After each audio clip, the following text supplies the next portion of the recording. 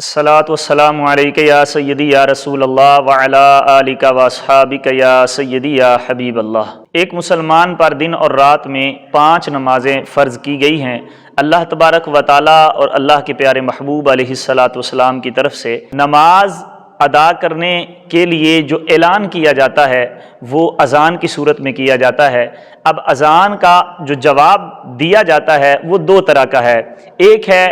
قولی جواب اور ایک ہے فعلی جواب۔ قولی جواب یہ ہے کہ بندہ زبان کے ساتھ وہی کلمات دہرائے جو مؤذن کہہ رہا ہے تو یہ قولی جواب ہوگا،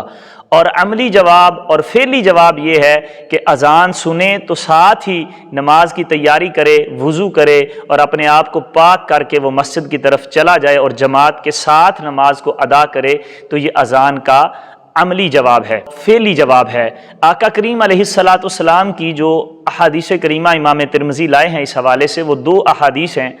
اور رحمت للعالمین آقا صلی اللہ علیہ وآلہ وسلم کے الفاظ ذرا سخت ہیں، اور آپ احباب اس پہ غور کیجئے کہ حضور علیہ الصلاۃ والسلام جو تمام جہانوں کے لیے رحمت بن کر تشریف لائے، آخر اتنے سخت الفاظ میرے آقا علیہ الصلاۃ والسلام نے کیوں ارشاد فرمائے؟ پہلی حدیث حضرت ابو ہریرہ رضی اللہ تعالی عنہ سے روایت ہے، آپ فرماتے ہیں کہ آقا کریم علیہ الصلاۃ والسلام نے ارشاد فرمایا کہ میں نے ارادہ کیا کہ کچھ نوجوانوں کو یہ ہدایت کروں کہ تم لکڑیوں کے گٹھے اکٹھے کرو، اور پھر فرمایا کہ پھر میں نماز کے لیے حکم دوں تو وہ قائم کر لی جائے، یعنی کسی اور کو نماز کا حکم دے دوں اور وہ جماعت کروائے، اور میں جا کر ان گٹھوں کے ساتھ ان لوگوں کے گھروں کو جلا دوں جو بندے نماز ادا کرنے کے لیے مسجد میں حاضر نہیں ہوتے۔ تو یقین جانیں یہ کتنے سخت الفاظ ہیں، اور میرے اور آپ کی ہدایت کا سرچشمہ ہے یہ۔ ہم یہ الفاظ اگر یاد کر لیں اور ہمارے دل و دماغ پر یہ لکھ دیے جائیں تو کبھی بھی ہم نماز میں سستی نہ کریں، کبھی بھی ہم نماز میں غفلت نہ کریں۔ جو تمام جہانوں کے لیے رحمت ہیں اور جن کے دل میں شفقت ہی شفقت ہے، محبت ہی محبت ہے ہر بندے کے لیے،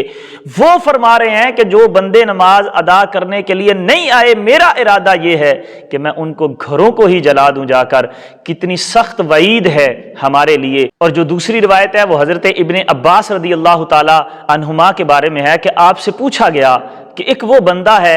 جو نمازیں بھی ادا کرتا ہے، وہ روزے بھی رکھتا ہے، وہ رات کو نوافل بھی پڑھتا ہے، لیکن اے ابن عباس رضی اللہ تعالیٰ عنہما وہ بندہ نماز کے لیے جماعت کے ساتھ شامل نہیں ہوتا، نماز جمعہ کی ہو رہی ہوتی ہے تو وہ جمعہ کی نماز میں حاضر نہیں ہوتا، تو آپ اس کے بارے میں ارشاد کیا فرماتے ہیں؟ تو سنیے، آقا کریم علیہ الصلاۃ والسلام نے جن کو دعا دی، جن کو سینے سے لگایا، وہ حضرت عبداللہ بن عباس رضی اللہ تعالیٰ عنہ فرمانے لگے وہ بندہ نفل بھی پڑھتا ہے، وہ بندہ روزے بھی رکھتا ہے، لیکن جماعت کے ساتھ شامل نہیں ہوتا اور جمعہ کی نماز کو چھوڑ دیتا ہے، تو آپ فرمانے لگے وہ بندہ جہنمی ہے۔ میں اور آپ سوچیں